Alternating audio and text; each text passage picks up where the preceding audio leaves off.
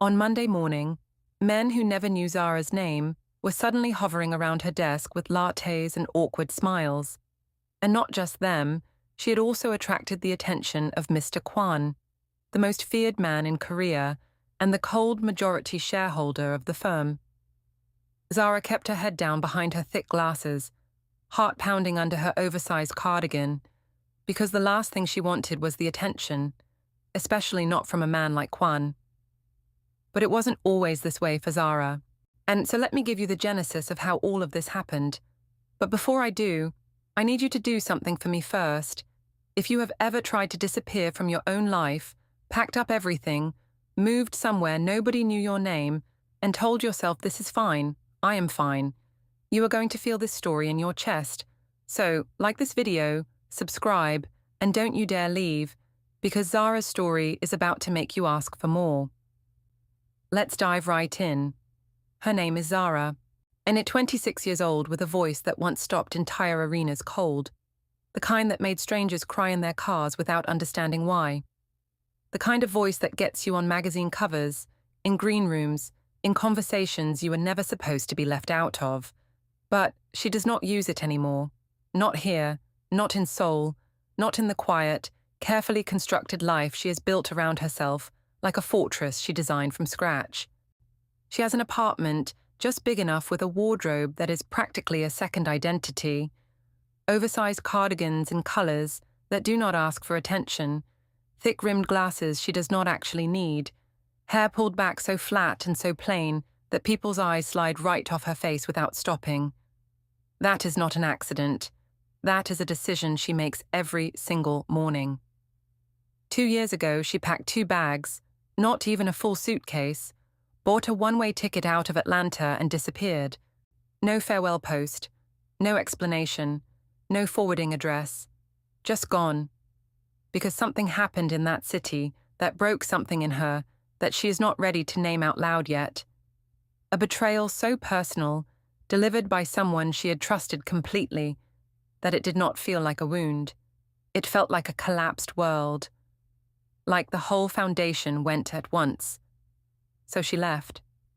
She came here to Seoul, and she built something new on purpose. Something small, something quiet, and something that does not require her to be known by anyone. And here is the part that might surprise you. She loves it. She genuinely, completely loves being invisible. No cameras, no contracts, no one performing friendship while calculating what you are worth to them. No one knowing her name well enough to weaponize it. She goes to work, does her job, eats lunch alone, comes home, makes tea, watches Seoul light up through her window, and feels something she had forgotten was possible. She feels safe, and she has decided that safe is enough.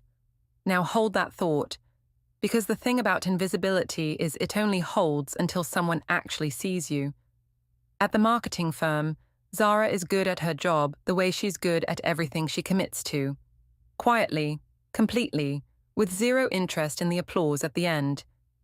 She had spent 3 full days on a competitor analysis. Sourced correctly, formatted cleanly. The kind of report that answered questions the team had not thought to ask yet. She uploaded it to the shared drive at 8:47 a.m. and said nothing about it to anyone. Recognition is how people find you. The 9 o'clock meeting started. Zara took her usual seat. Then Director Min-hee walked in, and the room reorganized itself without being asked. Min-hee was the kind of woman who wore tailored blazers like punctuation. The kind whose posture suggested she had never experienced a moment of self-doubt and found the concept mildly offensive. Min-hee had real instincts. She also had absolutely no problem standing in front of a room and presenting another person's project as her own when the timing was convenient. I want to open with an analysis I developed on our competitor landscape, Min-hee said, pulling up the projector. Zara's report filled the screen, every framework, every data point, and the exact phrasing from the executive summary that Zara had rewritten 4 times until it landed correctly. All of it, up there, attached to someone else's name, while 12 people nodded and someone in the front row said, This is really thorough. Zara looked down at her notebook. She wrote nothing in it.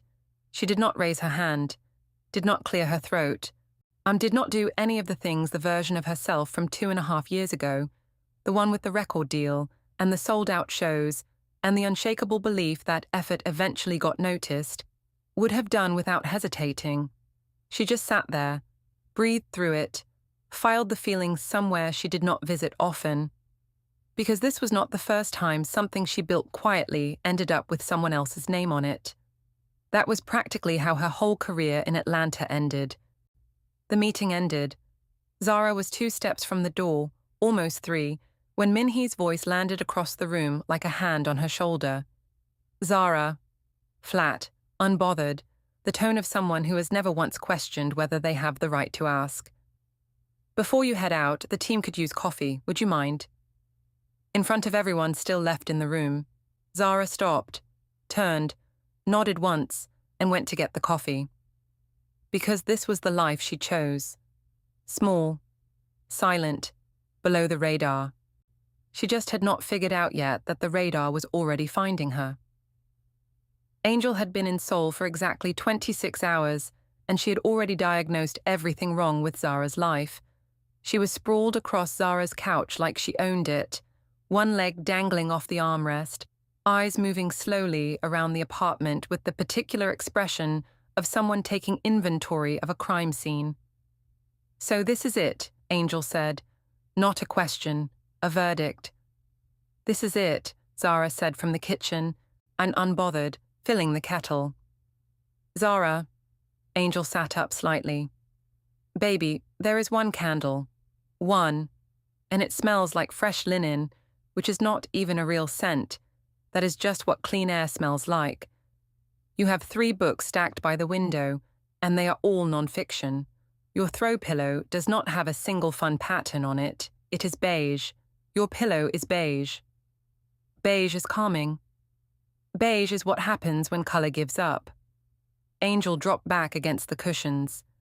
I flew 17 hours to save you, and I see now that I did not come a moment too soon. Zara laughed despite herself, the quiet kind, and brought 2 mugs to the coffee table. Outside the window, Seoul was doing its evening thing, all layered light and distant noise and the city's total indifference to whoever was watching it. I'm fine, Zara said, pulling her cardigan tighter and settling into the chair across from Angel. I like it here. It's quiet, and it's mine. It is a waiting room, Angel said. A very clean, beige-scented waiting room. She sat up properly now, tucking her feet underneath her and wrapping both hands around her mug, fixing Zara with the look. The one Zara had known since they were 19, and it always meant, I am about to say the thing you do not want to hear. Okay, real talk. Where are you singing? Zara blinked. What? Singing. Where are you doing it? Underground clubs? Hidden jazz bars?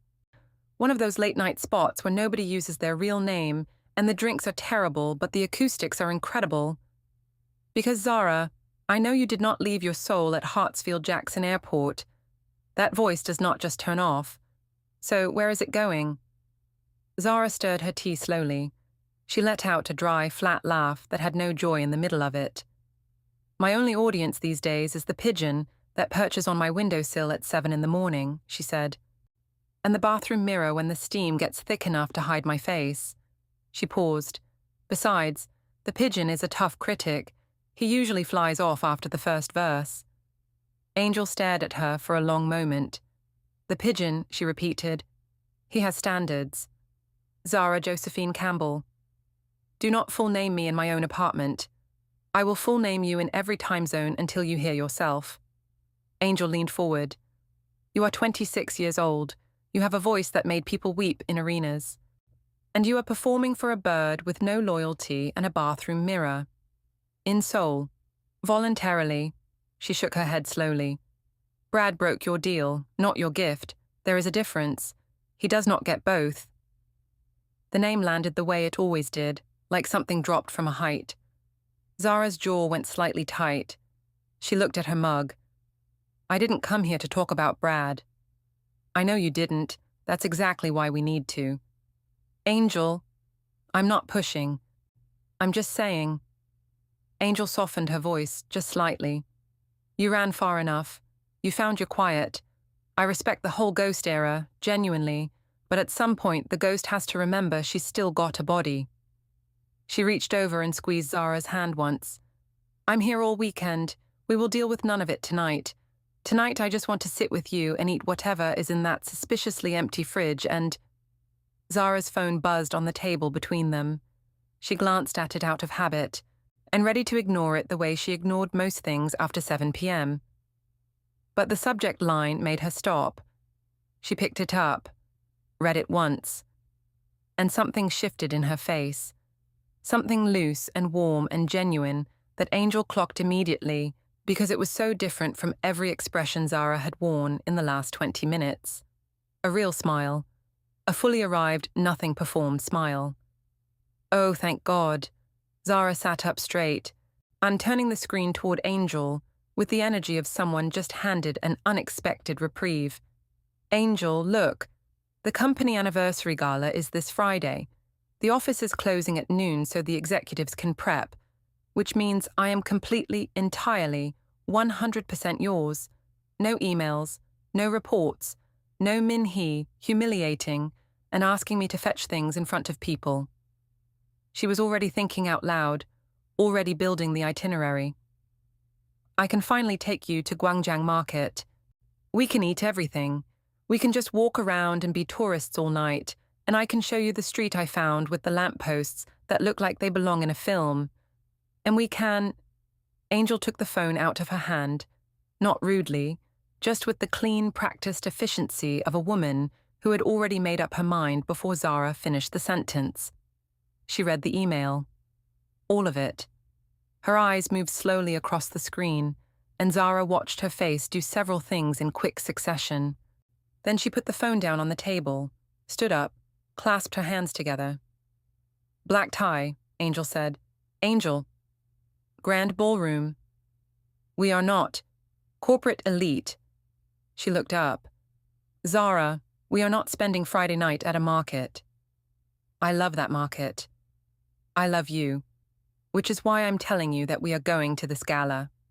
Angel pointed at the phone with conviction. You have a pulse.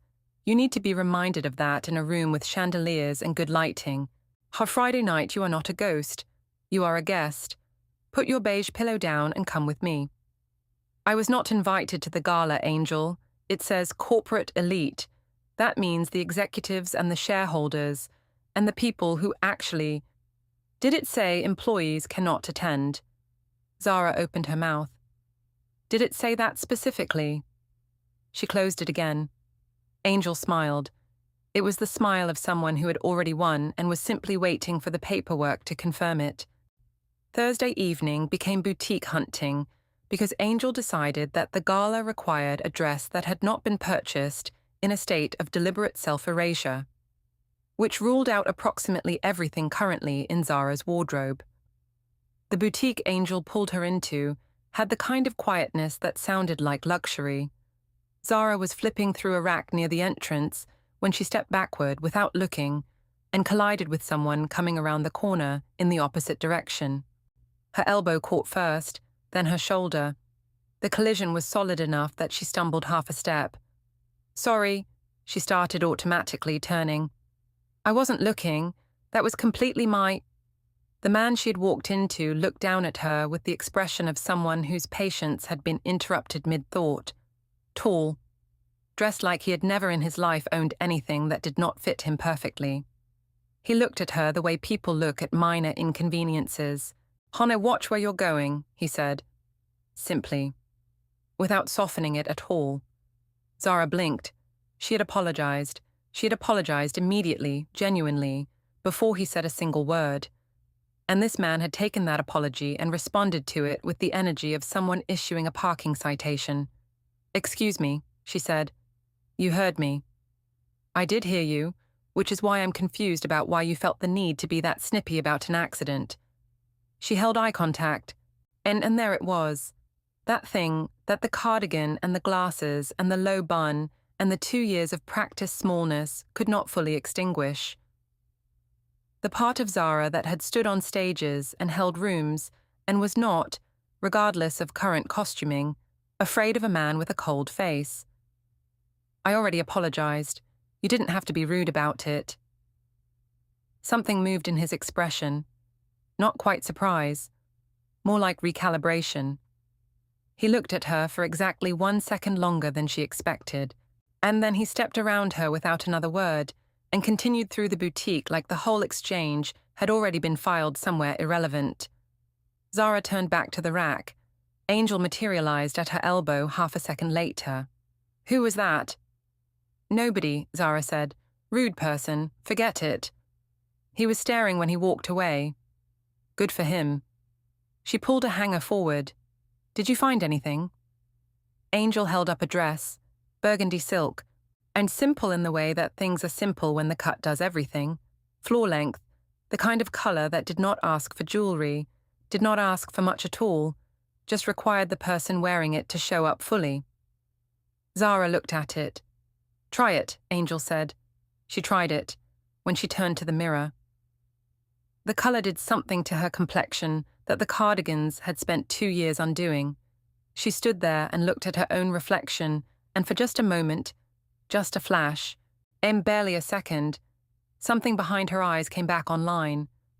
Something that remembered what it felt like to walk into a room and know, without arrogance, that she had something worth offering. Zara, Angel said softly behind her. Don't, Zara said. I'm not saying anything. You're thinking loudly. Zara looked at the mirror 1 moment longer. Then she looked away. We're getting the dress, she said quietly. The gala was the kind of event that announced itself before you walk through the door. Zara arrived beside Angel and immediately regretted every decision that led to this moment. I should not be here, she said quietly, but not stopping, because Angel had her elbow. You look incredible and you belong everywhere, Angel said. Smile. I am smiling. That is not a smile. That is what your face does when you're calculating an exit route. She was not wrong. The ballroom was full and golden and loud in the gentle way of rooms with high ceilings and good acoustics. Zara accepted a glass of water from a passing tray and positioned herself beside a pillar, with the practiced ease of someone who had spent years perfecting the art of being present without being visible. She watched the room, recognized a few colleagues, avoided direct eye contact with Min-hee, who was across the space in a red dress, irradiating ownership over every conversation she entered. Then, the energy in the room shifted. It did not announce itself. The music did not stop. The conversations did not pause. But something changed in the atmosphere, the way pressure changes before weather. Subtle, physical, undeniable. Zara felt it, but could not locate the source, so she turned a gaze back to the dance floor again. But he was already there. The man from the boutique, Kwan, the man whom Zara would soon get to know, would be the destruction of her invisible life. He was simply observing the room, the way people observe things they own. Ladies and gentlemen, the MC's voice came across the sound system with the polished warmth of someone who was very good at this and very aware of it. We have a small update this evening. Our scheduled performer, the incredible soprano who was to fly in for tonight's celebration, has unfortunately been delayed at Incheon Airport. We wish her safe travels and we sincerely apologize. The room broke into a ripple, murmuring. The specific restlessness of people who have dressed up for something and are recalculating what the night is now worth. Angel tells Zara she's going to the restroom. Instead, she finds the MC and says to him, "That girl in the burgundy dress, she's the voice you're looking for." Zara discovered this approximately 2 minutes later when the spotlight found her. It came without warning. At one moment, she was standing beside her pillar with her water glass, invisible, safe, exactly where she intended to be. The next, a warm white circle of light landed directly on her, like a question she had not agreed to answer. The MC's voice returned, smooth, delighted. completely unaware that the woman in the burgundy dress had not consented to a single syllable of this. "We have just been told that we may have a very special talent with us this evening, and right here in our own family." Angel reappeared at her side, slightly breathless, eyes bright with the specific joy of someone who had just done something irreversible and felt wonderful about it. "Angel." Zara's voice was completely level, dangerously level. "You can be angry at me tomorrow," Angel whispered. "Tonight you sing." "I am going to—" "Zara." Angel turned to face her fully, and underneath the mischief her expression was something else, something older and more honest. "You came all the way to Seoul to disappear. You disappeared. You were very good at it." She reached over and pressed Zara's hand once, brief and firm. "Now, come back." The room was waiting. The spotlight was not moving. Zara looked at the stage, then at Angel, then at the exit. Then she set down her water glass and walked toward the stage. She almost lost it in the first 4 seconds. The microphone was in her hand, and the room was enormous and quiet, and everyone had gone silent like they were paying attention, and her throat did the thing it had not done since Atlanta, tightened, closed, told her this was a terrible idea, and there was still time to turn around. She closed her eyes, not for the room, for herself. She went somewhere, not Seoul, not Atlanta, not exactly. Somewhere earlier, and somewhere true. A Sunday afternoon when she was maybe 15 years old, and singing in the kitchen because the feeling of it was too large to stay inside her body, and there was nobody watching, and she was not performing, she was just existing loudly, the way that some people are built to. Before it became something with a price on it, before Brad, before the betrayal, back when it was just hers. Her mouth opened, she sang. It started low. A Korean ballad she had taught herself in her apartment, when it started small, and then it did not stay small because it never had. Once it opened completely. The room stopped moving. She felt it without seeing it, the particular stillness of people who have been surprised by something beautiful and have not yet decided what to do about it. The song moved through the ballroom, and it moved through her too, shaking something loose that had been fixed in place for 2 years, and she let it. She let all of it come up, the grief of what Atlanta took, the relief of what Seoul gave her, the loneliness of being invisible for so long she almost forgot the shape of herself. And she poured it through the music the way she had at 15 in the kitchen, the way she always did when she forgot to protect herself from feeling it. She sang like nobody was watching. That was why everyone watched. Above the ballroom, in the shadow of the VIP balcony, Kwan had stopped moving, and he had spent the last 40 minutes observing the room with the detached attention of a man who was here because this company carried his name on its shareholder documents, and not for any other reason. He had been planning to leave early. He was always planning to leave early. Then the spotlight found the woman in the burgundy dress, and he recognized her before she even reached the stage. The boutique, the collision. The woman who had looked at him without a single trace of the deference he received in every room he walked into, who had called him Snippy with the flat certainty of someone who did not know or care what his name meant, who had held eye contact until he was the one who looked away. He had thought about that for approximately 3 seconds, and then he had not thought about it again, because there was no reason to, but he was thinking about it now. She sang, and the room below him went liquid and still, and he stood at the railing without meaning to stand, without registering the moment his body made that decision, watching this woman in burgundy dismantle an entire ballroom with her eyes closed. She worked in his firm. That was the only explanation for her presence at a corporate gala, which meant she was not some chance encounter in a boutique. She was someone inside his world, someone who had been there the whole time, and hidden in plain sight. Something moved in his chest. He pressed it down immediately, efficiently, the way he pressed down everything that did not serve him. But it moved again. He did not look away. The last note dissolved into the air, and the room came back to itself all at once.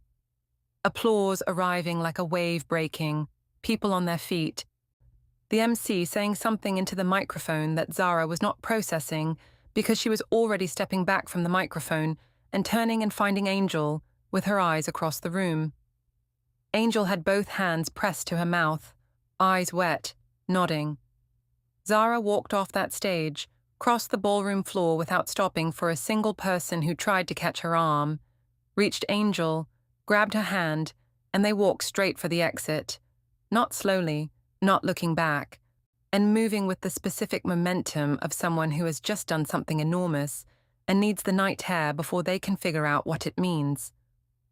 They came through the doors, and the Seoul night received them, cool and wide and indifferent and perfect. Zara laughed, the real kind. Angel laughed too, still holding her hand, and for a moment they were just two women standing outside a very expensive party, catching their breath, and it was everything.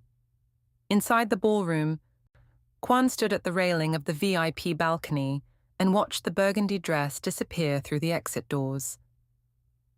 He did not move for a long time after she was gone, and that's how Zara became the office magnet on Monday morning.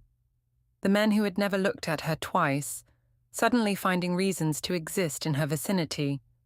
A black-suited man appeared at her desk. "Miss Zara," he said. "Yes." "Mr. Kwan wishes to see you, now." The floor did not go quiet, but it might as well have. She felt the attention of 12 people pretending not to listen land on her simultaneously. She blinked. "I'm sorry, Mr. Kwan?" "Now, please." She looked at her screen. At the latte she had not touched. At her hands, which she pressed flat against the desk once before pushing back her chair and standing. Her mind was doing several things at once, none of them useful. She followed the black suit toward the elevator, and in her head, underneath all the noise, and one thought kept surfacing with the clarity of something true. "Oh, Angel, I am so going to kill you for this." The top floor had different air. She noticed it the moment the elevator opened. Quieter, cooler. This was not the floor where people did the work. This was the floor where people decided what the work was. The security guard stopped at a set of double doors, nodded once, and left. She stood there for 3 full seconds. Then she pushed the door open and walked in. The office was almost entirely glass on 2 sides, looking out over Seoul, like the city had been arranged for the purpose of being viewed from this specific point. The man behind the desk had not looked up, and Zara recognized him in the same instant she processed the room. He was the man from the boutique, the collision, the flat, unimpressed look. The man she had called snippy in the middle of a rack of evening wear, and then dismissed entirely because she had a dress to buy and a life to maintain.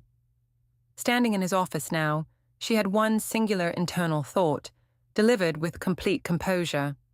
"Oh, great," she breathed, smoothed the front of her cardigan, reminded herself that she had done nothing wrong, not at the boutique, not at the Gala, and not at her desk this morning, where she had simply been sitting and working, and greeted him so casually, so politely, as if trying to avoid trouble. "Good morning, Mr. Kwan." He did not look up. He finished whatever he was reading, turned the page, and then spoke to his desk with the tone of a man who had already decided everything before she arrived. "You're being reassigned," he said. "Effective today. Executive assistant, reporting directly to me. Your desk will be moved into the outer suite before noon." The silence that followed lasted exactly long enough for Zara to process what had been said and confirm that she had heard it correctly. "I'm sorry," she said. I apologize. Is this about the boutique? Because if this is about what happened at the boutique, I want to say again that the collision was—" He looked up. "Don't flatter yourself," he said. "You aren't as important as you think." She felt the sting of it. Precise and efficient, like he knew exactly how far to press. "I've reviewed your work over the last quarter," he continued, returning to his document. "You're capable of considerably more than your current position requires. This reassignment is about efficiency, nothing else." She stood there and thought about all the things she wanted to say. They were plentiful. They were specific. They were phrased, in her head, with exactly the kind of precision she had used in the boutique when he had decided to be rude about a simple accident. She said none of them, because she thought about the grey cardigan and the low bun and the 2 years she had spent building a life that nobody noticed and nobody disrupted, and she thought about what it had cost her and what it was worth, and she made the decision with the part of herself that had gotten very good at swallowing things whole. She nodded once. "Of course," she said, and she walked out of his office without giving him anything else. 3 weeks into the reassignment, Min-hee made her move. It was the Seoul Pacific contract. 14 months of negotiation, 2 countries, 1 document that had taken Zara the better part of a month to structure correctly. Proposal language, compliance addendum, the pricing framework that had been revised 4 times before it finally held. And it was the most significant thing on her desk, and everyone in the building knew it. Min-hee knew it too. What reached the client's inbox was not the document Zara sent. The version that went out had a clause missing. One specific clause, the one that protected against the penalty trigger in Section 9. And when the client's legal team caught it and flagged it as evidence of incompetence or bad faith, the contract almost walked. Zara found out early the next morning when her phone rang and the client's project lead asked, in the polite but precise tone of someone who was deciding whether to be angry, what exactly was going on. She got the contract back. Barely. It required 2 hours of calls and a rewritten email she sent 3 times before she was satisfied with it. And by the time it was done, she was sitting at her desk in Kwan's outer suite, with the specific exhaustion of someone who has just run a race. They were not told they were entered in. She did not know who had done it, not yet. She found out much later. By being quiet and observant in rooms where people forgot she was paying attention. A comment dropped carelessly. A timeline that did not add up. The specific fingerprints of someone who had access to the shared drive at an unusual hour. She knew Kwan saved her, helped her with the document. But Min-hee was relentless. She tried again. This one was larger. A billion-dollar partnership that had taken the company 11 months to build toward. A deal that had Kwan's name behind it, and the kind of weight that, if it collapsed, would not collapse quietly. The sabotage was neater this time, more considered. A document rerouted, a version uploaded with Zara's login credentials that contained a clause the other party would have found not just unacceptable, but insulting. It almost worked. Kwan caught it 40 minutes before the meeting. Zara was in the suite when she heard his voice through the door, which was different entirely. The tone of a man who has found something and is now deciding, with great control, what to do about it. She kept her eyes on her screen, said nothing. The floor meeting was called at 2 p.m., and not a department meeting. A floor meeting, the kind where everyone is expected to be present, and nobody is sure why until they are standing in the middle of it. Kwan stood at the front of the room in the specific stillness of a man who did not need volume to fill a space. He looked at the assembled staff, with the measured patience of someone who had already made the decision and was now simply completing the sequence. Min-hee was in the 3rd row. "Director Min-hee," Kwan said. The room went completely still. "Your access has been revoked. Security will escort you out. Your contract is terminated, effective immediately." That was all. No elaboration. Just the flat, final delivery of a decision that had already been made, in a voice that communicated with total clarity that there was no version of this where the outcome was different.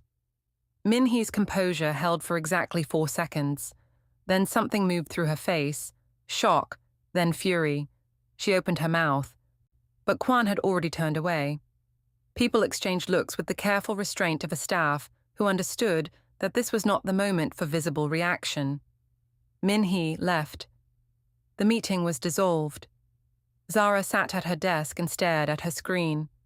Then she stood up, walked to his office door, knocked twice and opened it. "Why?" she said. He was at the window, looking at Seoul. "Why what?" he answered. "Why are you helping me?" "The sabotage was a liability issue," he said. "I protect the company's interests." "That's the second time," she said. "The Seoul Pacific contract, then today. Both times something went wrong that had my name attached to it, and both times you stepped in." She kept her voice even. "Why?" "I already answered that." "You answered with a reason that doesn't account for the first time, which was small enough that most people at your level would have let it pass." She crossed her arms. "So I'm asking again." He turned then, and there it was. That same quality she had first seen in the boutique, the recalibration, the almost imperceptible shift of a man adjusting to the fact that she was not going to give him the easier version of this conversation. "I accept your gratitude," he said. The faint edge was back, the one she recognized. "You're welcome. I want an honest answer, which is something you seem to find genuinely difficult." She took a step forward. "And at one moment you act like you would dismantle the world between me and anything that comes near me. And the next you speak to me like I am something you stepped in. It's exhausting, and frankly, it's one of the more confusing things I've had to navigate in a long time, and I have had a complicated few years." He looked at her. The cold composure was doing something different now. She could see it. "So one moment," she continued, because she had started, and she was not stopping, "you act like you will shield me from everything, and the next you treat me like I'm some inconvenience you haven't figured out how to categorize yet. Because You want to know why I act this way?" His voice had dropped. The sharpness was gone. What was underneath it was something she had not heard from him before. Something that did not have its edges filed down. He crossed the room, stopped in front of her, close enough that she had to make a choice about whether to step back. And she did not step back. "It's because you drive me insane." The words came out like he had stopped trying to hold them. "One moment I want to strangle you for having a mouth that doesn't know when to stop, and the next..." He stopped. "And the next I want to kiss your lips until they are sore." The room was very quiet. Zara looked at him. He looked at her. And for several seconds nobody said anything, because there was nothing useful that could be said. The words were out. They were in the air between them, and no amount of composure on either side was going to put them back. She felt something move in her chest. She pressed it down. She was very good at pressing things down. But her hands, at her sides, were not entirely steady. Then Kwan blinked. Something moved through his face. Not quite embarrassment. A man like him did not do embarrassment, but something adjacent to it. The look of someone who has just heard themselves say something out loud that had only ever existed as private information. He straightened, stepped back. The distance returned. "Get out," he said. Quiet, not angry, just the voice of someone who needed the room to be different from what it currently was. She went. She sat at her desk and looked at her hands. Her very quiet, very invisible, very carefully constructed life had just developed a crack she had not seen coming. She could trace the whole fault line from the boutique to the Gala, to this office, to right now, and it made a kind of terrible sense in retrospect. But she had not been ready for this. She had come to Seoul to disappear.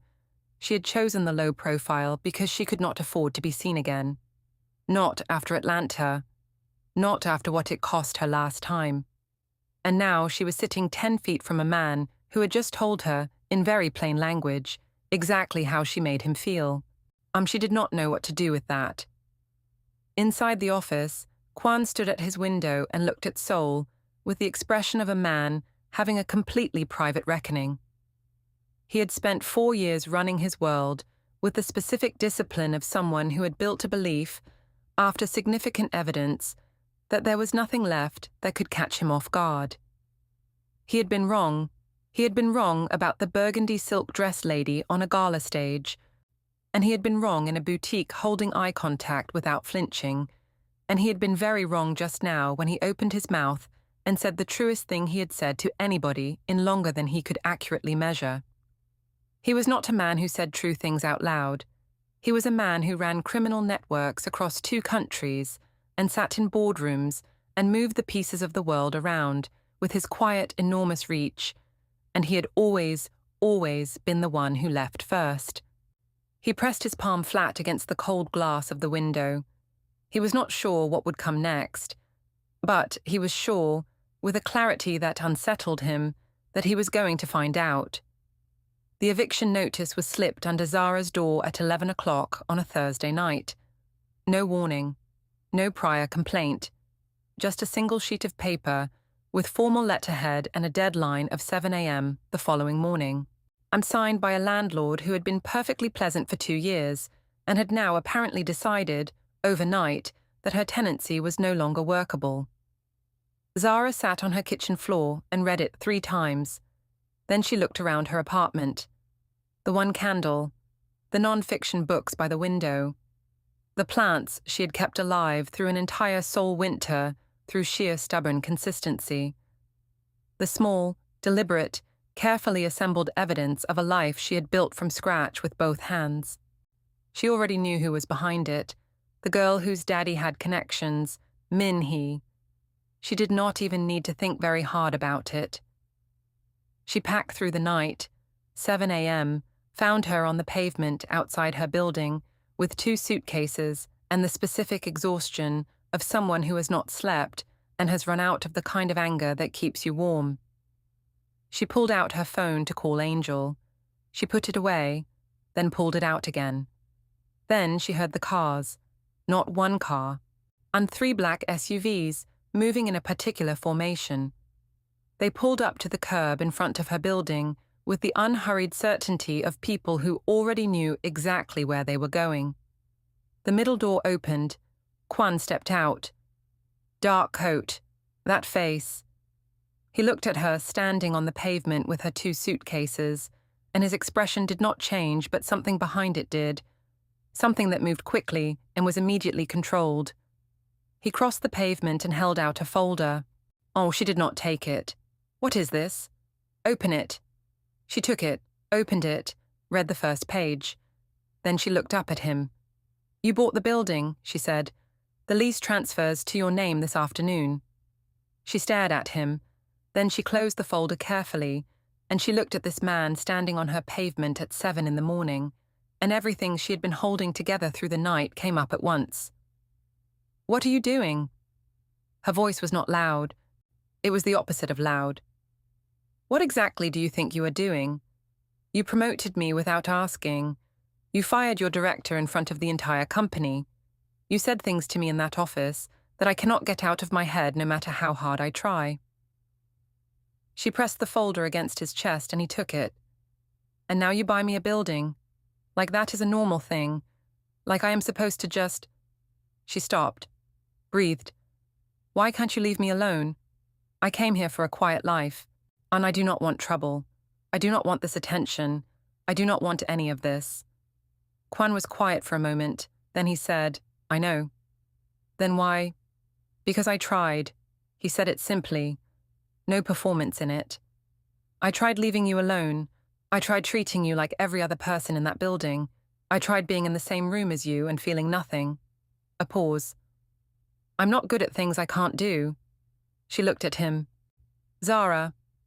His voice had dropped to the register she had only heard once before. In his office, right before he said the thing that rearranged her entire internal landscape. I have spent 4 years not letting anything close enough to matter. I am very good at it. I have systems for it. And then you called me snippy in a boutique and looked at me like I was nobody, and I haven't had a clear thought since. She said nothing. I'm not asking you to trust me overnight, he said. I'm not asking you for anything you're not ready to give. I'm asking you not to disappear. He held her gaze. Stay. Not for the building, not for the job. Just stay, because I function considerably worse when I don't know where you are, and it is hard to bear. The pavement was quiet between them. Zara looked at her suitcases, at the building behind her, at this man who had walked into her invisible life like a door she had not known was there and had been refusing to close ever since. And this complicates everything, she said. I know. This is not what I planned for my life, Mr. Kwan. You are a majority shareholder of a company. and whatever else you are that I am fairly certain I don't have the full picture of yet, and I am a woman who is trying very hard to be a ghost. Those two things do not belong in the same sentence.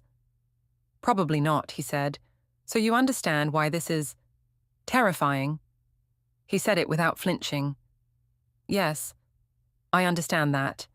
I find it terrifying too, and I'm not someone who uses that word. He took one step toward her, but I am asking anyway, because some things are worth being afraid of. She did not say yes on the pavement. She said, I need to think. And he nodded like that was a reasonable answer, which she had not expected, and he told her the building was hers, regardless of what she decided. And she told him she was not keeping a building, and he said that was her choice. And they stood there for another moment in the early Seoul morning, before she picked up her suitcases and went back inside. She thought for 2 days. She called Angel on the second day, which was a mistake, because Angel said, Zara, your boss bought you a building. In a voice so loud she had to hold the phone away from her ear. And then Angel said, more quietly, but also, how do you feel when he's in the room? And Zara sat with that question for a long time after they hung up. The answer, Shaw, when she finally let herself look at it honestly, was complicated. He infuriated her regularly. He communicated like a man who had learned language as a strategy rather than a connection. But he had also stood on a pavement at 7 in the morning and told her the truth without being asked twice. And she had spent 2 years in Seoul specifically to find a life where things were true. She went to his office on the third day. I have conditions, she said, standing in front of his desk. He looked up. I'm listening. Obviously, I cannot be your assistant anymore. She held up a hand before he could respond. I'm going back to music, my own terms, my own space. That part of my life is not something I'm negotiating around. She paused. And whatever this is between us, it goes at my pace, not yours. I set the timeline. You don't push. He looked at her for a long moment. Agreed, he said. Just like that. You thought I'd argue? Honestly, yes, he smirked. The closest thing to a smile she had seen on him. I told you I can't do things I'm not good at. Losing you is on that list now. I'll take whatever terms you're offering. She looked at him. He looked at her. Okay, she said quietly. The jazz club opened 7 months later. It was Kwan's idea in the sense that he suggested it once and then made it happen with the specific quiet efficiency of a man who decided things and then ensured the world cooperated. But it was Zara's in every way that mattered. The name, the sound, the deep jewel tones of the interior, the low stage with the warm spotlight that felt like being held rather than exposed. Small enough to be intimate, exclusive enough to be safe. She named it Harbor. Opening night, she stood in the wings and felt the old tightness in her throat, the Atlanta echo, the reflex of a woman who had learned that stages could be taken from you. She breathed through it, impressed her hand flat against the wall for a moment. Then she walked out. A year later, on a Tuesday in October, Zara finished the last song of the night to a room that had gone completely still. She stood at the microphone for a moment after the last note dissolved, eyes open, not hiding from any of it. Then she looked at the corner table, the one with the small reserved card that was always there, every night, without exception. And Kwan was watching her the way he had watched her from a Gala balcony 14 months ago, with the focused, unguarded attention of a man who had stopped pretending he felt nothing and had not once regretted it. He raised his glass slightly when her eyes found him. She smiled, the real kind, the stomach kind. She was not invisible anymore. She was not performing either. She was simply, finally, exactly herself. Standing on a stage in a room she owned, in a city that had given her back the thing Atlanta tried to take, with a man in the corner who had chosen her quietly and kept choosing her every single night. And for the first time in a very long time, being seen did not feel like danger. It felt like home. And that, lovelies, is Zara's story. The girl who flew to Seoul to become nobody, and somehow became everything, to a city, to a stage, and to one very cold, very complicated man. If this story found you at the right moment, you already know why. Sometimes the life you ran from was never the problem. Maybe you just needed a different city, a burgundy dress, a friend like Angel, and one person stubborn enough to stand on your pavement and tell you the truth. Like this video if Zara's story moved you. Subscribe because there are more stories coming, and you do not want to be late to a single one.